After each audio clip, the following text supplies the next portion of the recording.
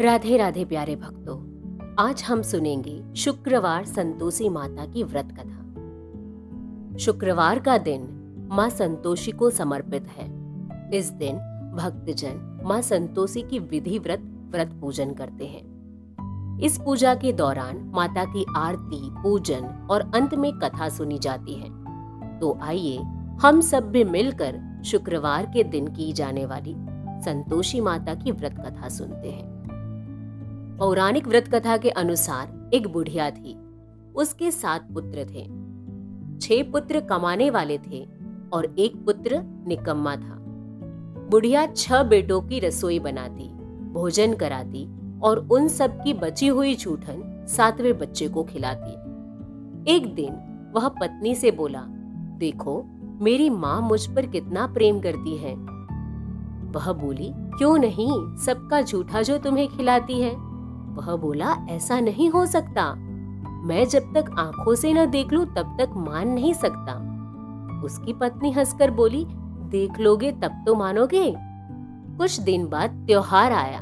घर में 7 प्रकार के भोजन, चूरमे, लड्डू बने। वह जांचने के लिए सिर दुखने का बहाना करके एक पतला सा वस्त्र सिर पर ओढ़े रसोई घर में ही सो गया। वह कपड़े में सब कुछ देखता रहा। 6 भाई भोजन करने आए। उसने देखा माँ ने उनके लिए सुंदर आसन बिछा दिए और नाना प्रकार की रसोई परोसी और आग्रह करके उन्हें जिमाया। वह देखता रह गया। 6 भाई भोजन करके उठे तब माँ ने उनकी झूठी थालियों में से लड्डुओं के टुकड़े उठाए और उसका एक लड्डू बनाया। जूठन साफ कर बुढ़िया माँ ने उसे पुकारा, कहा, बेटा तू भी भोजन कर ले। तेरे 6 भाई ने भोजन कर लिया, तू कब खाएगा। उसने कहा, माँ मुझे भोजन नहीं करना, मैं अब परदेश जा रहा हूँ। माँ ने कहा, कल जाता हो तो आज चला जा। वह बोला, हाँ आज ही जा रहा हूँ। यह कहकर वह घर से निकल गया। चलते समय उसे पत्नी की याद आई।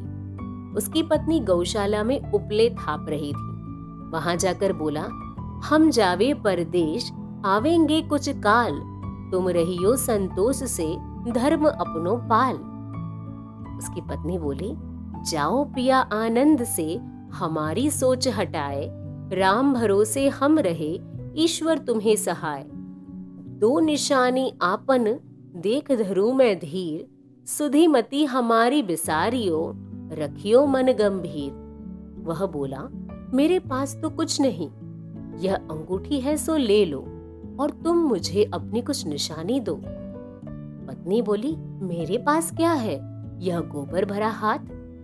यह कहकर उसने पति की पीठ पर गोबर के हाथ की थाप मार दी। वह चल दिया। चलते चलते दूसरे देश पहुंचा। वहां एक साहूकार की दुकान थी। वहां जाकर उसने पूछा, भाई यदि कोई नौकरी हो तो मुझे नौकरी पर रख लो। साहूकार को जरूरत थी। बोला, तू रह जा। लड़के ने पूछा कि मुझे तनख्वाह कितनी दोगे। साहूकार ने कहा, पहले मैं तुम्हारा काम देखूंगा और फिर तुम्हें दाम दूंगा। साहूकार की नौकरी मिली। वह सुबह से शाम तक नौकरी करने लगा। कुछ ही दिनों में दुकान का सारा लेन देन, हिसाब किताब, ग्राहकों को माल बेचना, सारा काम करने लगा। साहूकार के 7-8 नौकर थे। वे सब भी चक्कर खाने लगे कि यह लड़का तो बड़ा होशियार है। सेठ ने सभी काम देखा और 3 ही महीने में उसे आधे मुनाफे का हिस्सेदार बना लिया। वह कुछ वर्ष में ही नामी सेठ बन गया और मालिक सारा कारोबार छोड़कर उसे देकर चला गया। इधर उसकी पत्नी को सास ससुर दुख देने लगे। सारी गृहस्थी का काम करवाते, उसे लकड़ी लेने जंगल में भेजते। इस बीच घर के आटे से जो भूसी निकलती है उसकी रोटी बनाकर दी जाती और फूटे नारियल की नारेली में पानी। एक दिन वह लकड़ी लेने जंगल में जा रही थी। रास्ते में देखा कि बहुत सारी स्त्रियां संतोषी माता का व्रत करती थी। वह वहां खड़ी होकर कथा सुनने लगी और पूछा, बहनों तुम किस देवों का व्रत करती हो और उसे करने से क्या फल मिलता है? यदि तुम इस व्रत का विधान मुझे समझा दो तो मैं तुम्हारा बड़ा उपकार मानूंगी। तब उनमें से एक स्त्री बोली, सुनो, यह संतोषी माता का व्रत है। इसके करने से निर्धनता, दरिद्रता का नाश होता है और जो मनोकामना हो वो सब संतोषी माता की कृपा से पूर्ण होती है। तब उसने उससे विधि पूछी।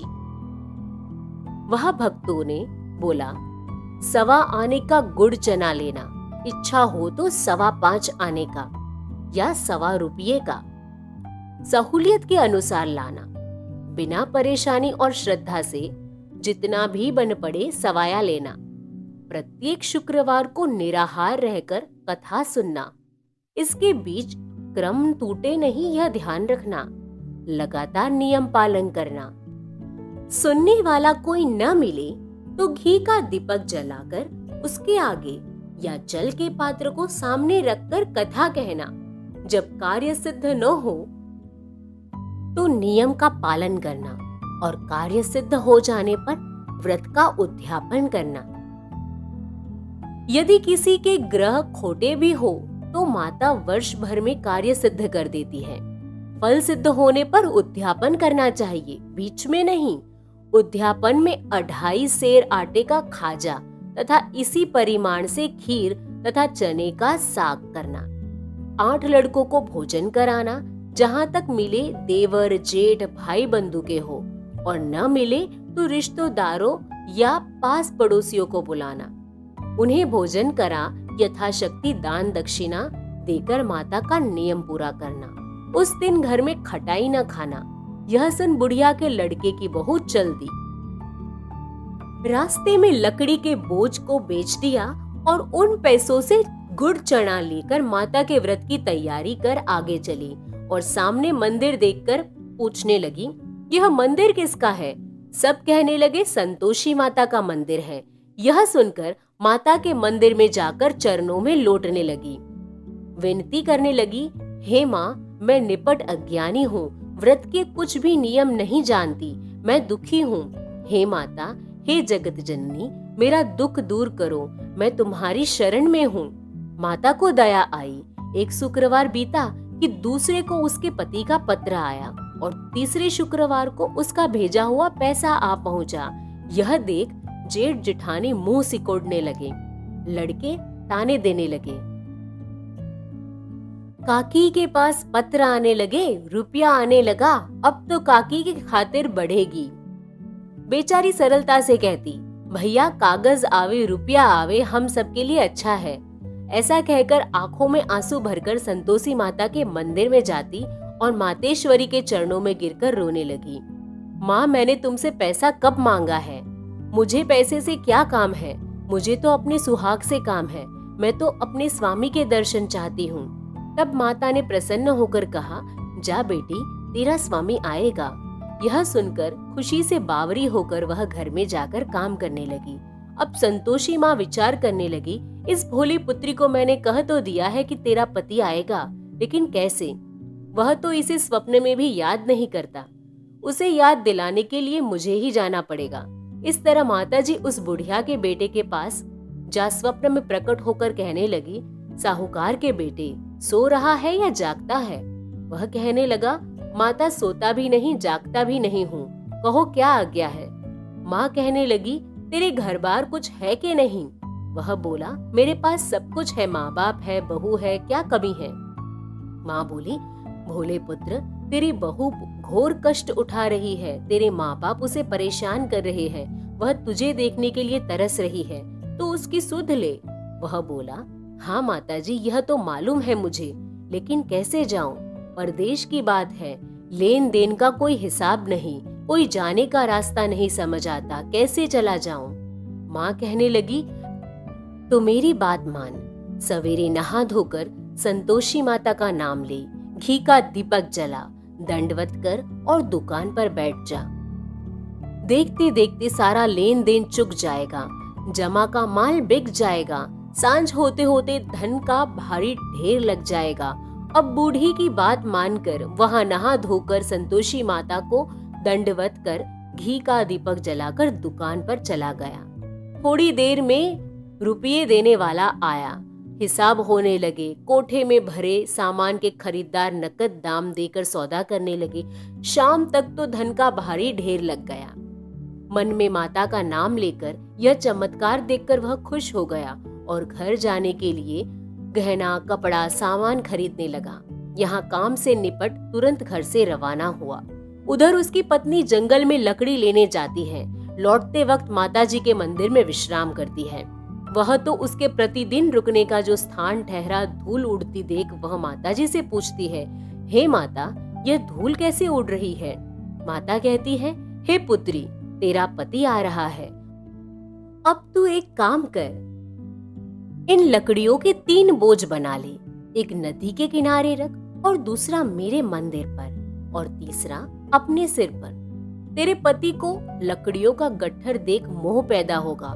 वह यहाँ रुकेगा, नाश्ता पानी खाकर माता से मिलने जाएगा। तब तू लकड़ियों का बोझ उठाकर जाना और चौक में गट्ठर डालकर जोर से आवाज लगाना, लो सासू जी, लकड़ियों का गट्ठर लो, भूसी की रोटी दो, नारियल के खेपड़े में पानी दो, आज मेहमान कौन आया है? माताजी से बहुत अच्छा कहकर वह प्रसन्न मन से लकड़ियों के 3 गट्ठर बनाई। एक नदी के किनारे पर और एक माताजी के मंदिर पर रखा। इतने में मुसाफिर आ पहुंचा। सूखी लकड़ी देख उसकी इच्छा उत्पन्न हुई कि हम यहीं पर विश्राम करें और भोजन बनाकर खा पीकर गांव जाएंगे। इसी तरह रुककर भोजन बना विश्राम करके गांव को गया। सबसे प्रेम से मिला। उसी समय सिर पर लकड़ी का गट्ठर लिए वह उतावली सी आती है। लकड़ियों का भारी बोझ आंगन में डालकर जोर से 3 आवाज देती है, लो सासू जी, लकड़ियों का गट्ठर लो, भूसी की रोटी दो, आज मेहमान कौन आया है? यह सुनकर उसकी सास बाहर आकर अपने दिए हुए कष्टों को भुलाने हेतु कहती है, बहू ऐसा क्यों कहती हो? तेरा मालिक ही तो आया है। आ बैठ, मीठा भात खा, भोजन कर, कपड़े गहने पहन। उसकी आवाज सुन उसका पति बाहर आता है। अंगूठी देख व्याकुल हो जाता है। माँ से पूछता है, माँ यह कौन है? माँ बोली, बेटा यह तेरी बहू है। जब से तू गया है तब से सारे गांव में भटकती फिरती है। घर का कामकाज कुछ करती नहीं, 4 पहर आकर खा जाती है। वह बोला, ठीक है माँ, मैंने इसे भी देखा और तुम्हें भी। अब दूसरे घर की ताली दो, उसमें रहूंगा। माँ बोली, ठीक है, जैसी तेरी मर्जी। तब वह दूसरे मकान की तीसरी मंजिल का कमरा खोल सारा सामान जमाया। एक दिन में राजा के महल जैसा ठाट बाट बन गया। अब क्या था, वह सुख भोगने लगी। इतने में शुक्रवार आया। शुक्रवार के व्रत के उद्यापन में भूल हुई। उसने किया खटाई का इस्तेमाल। उसने पति से कहा, मुझे संतोषी माँ के व्रत के लिए उद्यापन करना है। पति बोला, खुशी से कर लो। वह उद्यापन की तैयारी करने लगी। जेठानी के लड़कों को भोजन के लिए कहने गई। उन्होंने मजबूर किया, परंतु पीछे से जेठानी ने अपने बच्चों को सिखाया, देखो भोजन के समय खटाई मांगना, जिससे उसका उद्यापन पूरा न हो। जेठानियों के लड़के खाना खाने आए और खीर खाना पेट भर के खाया, परंतु बाद में खाते ही कहने लगे, हमें खटाई दो, खीर हमको नहीं भाता, देखकर अरुचि होती है। वह कहने लगी, भाई खटाई किसी को नहीं दी जाएगी, यह तो माता संतोषी का प्रसाद है। लड़के उठ खड़े हुए, बोले पैसे लाओ। भोली बहू कुछ जानती नहीं थी, उन्हें पैसे दे दिए। लड़के उसी समय हट करके इमली खटाई लेकर खाने लगे। यह देख माताजी बहू पर बहुत नाराज हुई। राजा के दूत उसके पति को पकड़कर ले गए। जेठ जेठानी मनमाने वचन कहने लगे, लूट लूट कर धन इकट्ठा कर लाया है, अब सब मालूम पड़ जाएगा जब जेल की मार खाएगा। बहू से यह सहन नहीं हुआ। उसने संतोषी माता से माफी मांगी। रोती हुई माताजी के मंदिर गई। कहने लगी, हे माताजी, तुमने यह क्या किया? हंसाकर अब अपने भक्तों को रुलाती हो। माता बोली, बेटी तूने उद्यापन करके मेरा व्रत भंग किया है। वह कहने लगी, माता मैंने कुछ अपराध किया है? मैंने अनजाने में उन लड़कों को पैसे दे दिए, मुझे क्षमा करो, मैं फिर से तुम्हारा उद्यापन करूंगी। माँ बोली, इस बार भूल मत करना। वह कहती है, अब भूल नहीं होगी माता, अब बतलाओ वे कैसे आवेंगे। माँ बोली, जा पुत्री, तेरा पति तुझे रास्ते में आता मिलेगा। वह निकली, राह में पति आता मिला। वह पूछी, कहाँ गए थे आप? उसका पति कहने लगा, इतना धन जो कमाया है उसका टैक्स राजा ने मांगा था, वह भरने गया था। वह प्रसन्न होकर बोली, भला हुआ, अब घर को चलो। कुछ दिन बाद फिर से शुक्रवार आया। उसने फिर से उद्यापन करने का संकल्प किया। वह बोली, मुझे फिर माता का उद्यापन करना है। उसके पति ने कहा कि करो। बहू ने फिर जेठ के लड़कों को भोजन करने के लिए आमंत्रण दिया। जेठानी ने एक दो बातें सुनाई और सब लड़कों को सिखाने लगी, तुम सब लोग पहले की तरह खटाई मांगना। लड़के भोजन से पहले ही कहने लगे, हमें खीर नहीं खाने, हमारा जी बिगड़ता है, कुछ खटाई खाने दो। वह बोली, खटाई किसी को नहीं मिलेगी, आना हो तो आओ। वह ब्राह्मण के लड़के लाकर भोजन कराने लगे। यथाशक्ति दक्षिणा की जगह एक एक फल उन्हें दिए। संतोषी माता प्रसन्न हुई। माता की कृपा होते ही 9वें मास में उसे चंद्रमा के समान सुंदर पुत्र की प्राप्ति हुई। पुत्र को पाकर प्रतिदिन माता जी के मंदिर में जाने लगी। माँ ने सोचा, यह रोज आती है, क्यों ना इसके घर चलो। यह विचार कर माता ने भयानक रूप बनाया। गुड़ चने से सना मुख, ऊपर सूंड के समान होठ, उस पर मक्खियां भिन भिनाती रही थी। दहली पर पैर रखते ही उसकी सास चिल्लाई, देखो रे, कोई चुड़ैल डाकिन चली आ रही है, इसको भगाओ लड़कों, नहीं तो किसी को खा जाएगी। लड़के भगाने लगे, चिल्लाकर खिड़की बंद करने लगे। बहू रोशनदान में से देख रही थी। प्रसन्नता से पगली बन चिल्लाने लगी, आज मेरी माताजी घर आई है। वह बच्चे को दूध पीने से हटाती है। इतने में सास का क्रोध फट पड़ा। वह बोली, क्या उतावली हुए जा रही है, बच्चे को पटक दिया। इतने में ही माँ के प्रताप से लड़के ही लड़के नजर आने लगी। वह बोली, माँ, मैं जिसका व्रत करती हूँ यह संतोषी माता है। सबने माता जी के चरण पकड़ लिए और विनती कर कहने लगे, हे माता, हम मूर्ख हैं, अज्ञानी हैं, तुम्हारे व्रत की विधि हम नहीं जानते। व्रत भंग कर हमने बड़ा अपराध किया है। जगमाता, हमारा अपराध क्षमा करो। इस प्रकार माता प्रसन्न हुई। बहू को प्रसन्न हो जैसा फल दिया वैसा माता सबको फल दे। जो पढ़े उसका मनोरथ पूर्ण हो। बोलो संतोषी माता की जय।